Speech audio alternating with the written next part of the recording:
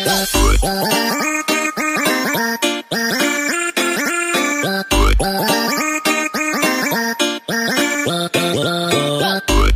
guys! Welcome back again sa aking channel. So this is Tips Mayo for more videos all about tips and more about dragon fruit, no? Please subscribe and click the bell para update kayo sa iba ko pang tips. So ayan, for this video is mag-unbox po tayo ng solar lights.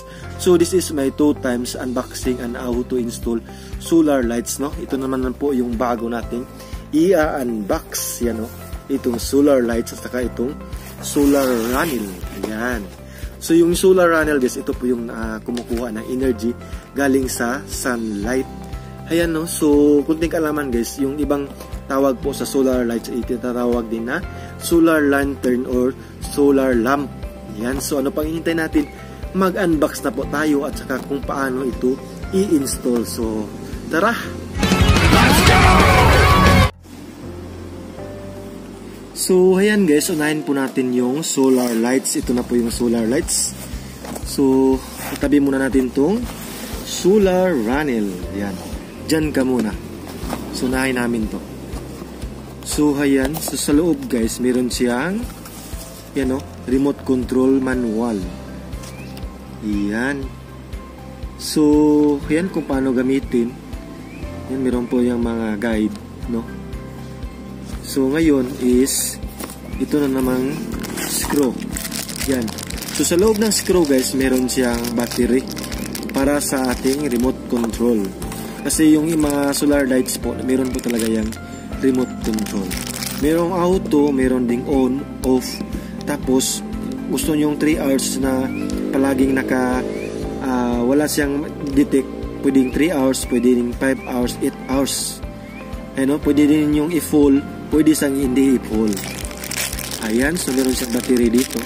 So umaya na natin to kunin yung battery pagkatapos natin mag-install. Yan, itabi muna natin yan. So next is itong solar lights. Ayan, so wala nang laman. Yan, wala nang laman po sa loob. Yan, itabi muna natin yan. Yan, so kailangan po talaga meron siyang plastic or nakakabir para hindi siya ma-damage, yan, no? Kasi ito po ay glass. Yan. Solar lights 200 watts IP67. Yan. So ngayon, meron po talaga siya guys, no? Meron siyang ganito. Yan, no? Tawagin sa amin, ito po yung buto-buto. Nilaruan ng mga bata. Ayan. So ngayon is ayan. Ito na po yung ating solar lights.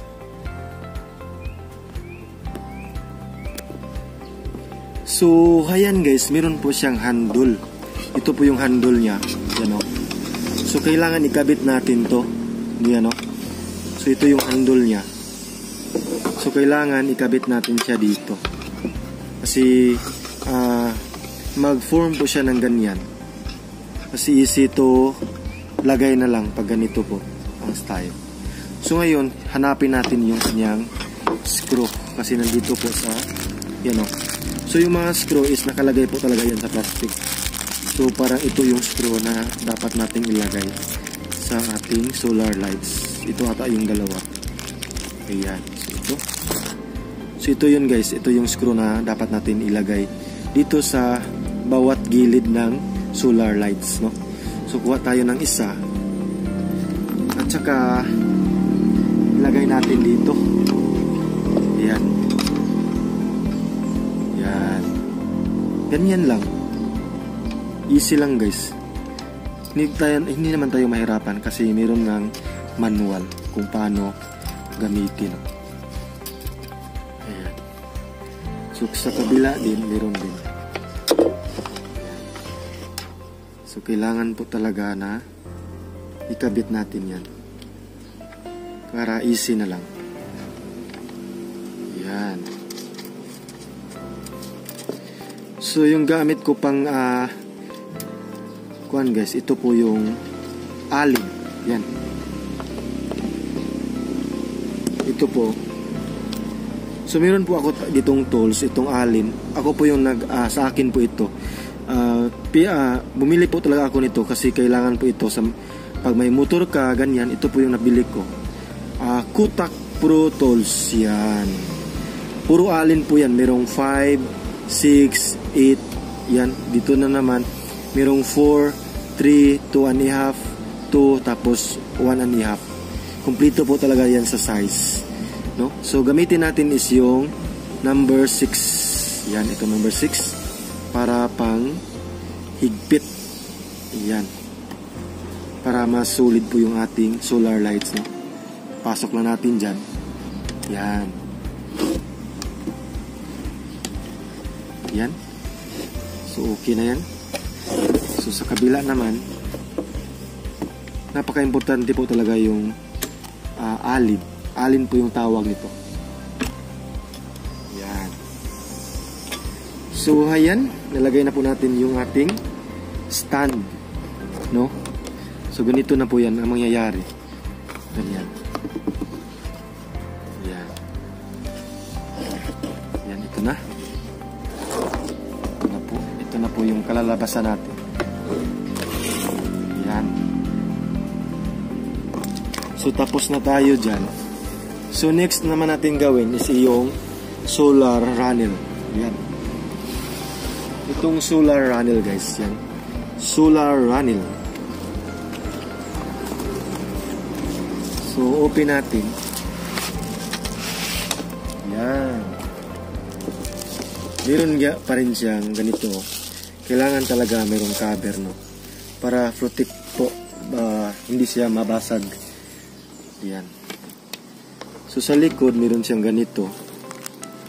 Meron siyang QC Fast 05, QC Fast 08. Yan. So, ito naman yung wire niya. Pwede po kasi itong pang-extend kasi mataas po yung wire niya. So, meron din siyang ganito. Meron siyang parang handle. So, ngayon, ang gagawin natin, ilagay po natin ito sa solar panel. Panel, yan. Meron din siyang butas dito, at saka dito. Ilagay natin yan, ganyan. So, magkuha po tayo ng screw again. Andito po yung screw niya. Yan. Parang ito yung screw niya. Kasi, nakikita mo naman guys kung yan po yung screw. Kasi, kakaiba po. Yan.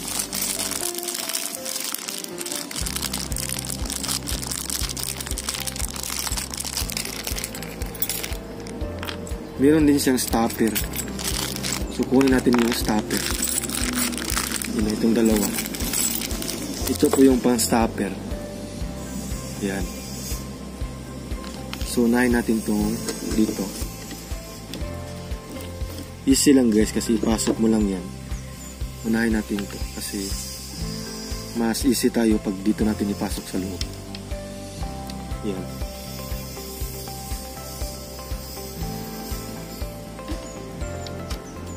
Yan. Tapos itong parang stopper. Yan. Tapos ganyan. Easy lang. Easy lang para mahigpit, no? Ganyan lang. Napaka-easy lang, guys.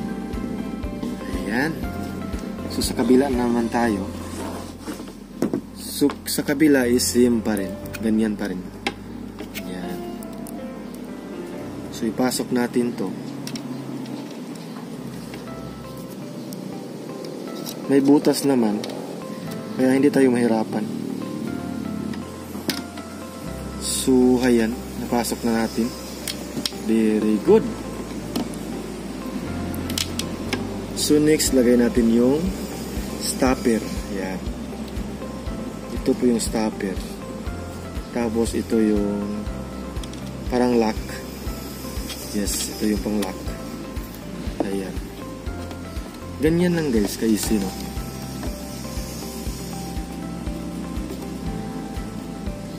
So, ayan, higpitan na po natin. Ayan, so ngayon, ipapakita ko sa inyo kung paano ito gagana, itong ating solar lights. Ayan, so, kailangan po talaga na magkatugma po yung kanyang butas. Like ganito. Meron siya ditong dalawang ganito. At sa kabila, meron naman dalawang butas. No? Female at saka male. So, ito yung male, tapos ito yung female. So, kailangan magkatugma po talaga yan. Ganyan lang.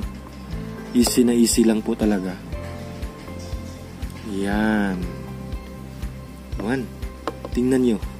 Nagla-lights na po. Nagsisignal na po ng lights. It's meaning to say guys na gumagana po yung ating solar lights. Tingnan nyo. Oh. Parang nag-charge na siya. Charge. Okay. So, ilagay natin dyan.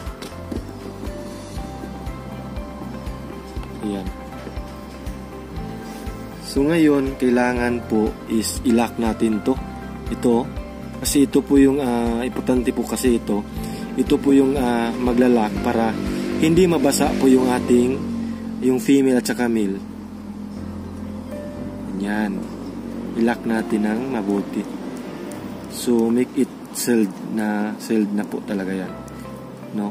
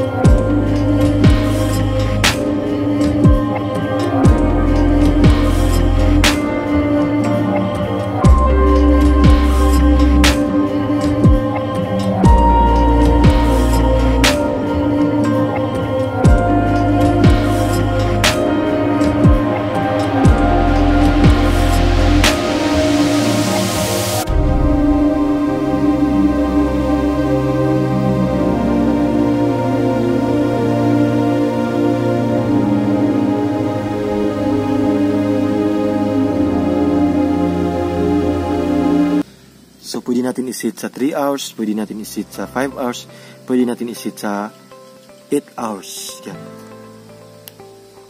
So, yung auto guys, pwede natin yan iset kasi automatic po talaga yan. Mayroon po sa kasing time yung solar na sila lang yung mag-on. No? So, yan, i-on natin babalik. Wow! So, ayan guys, maraming salamat po sa panonood. Keep safe always po and God bless everyone. Maraming salamat. Thank you for watching. Bye-bye. Ingat po kayo palagi. Yan o. Yan po ating solar lights. Thank you po. Maraming salamat po sa panonood.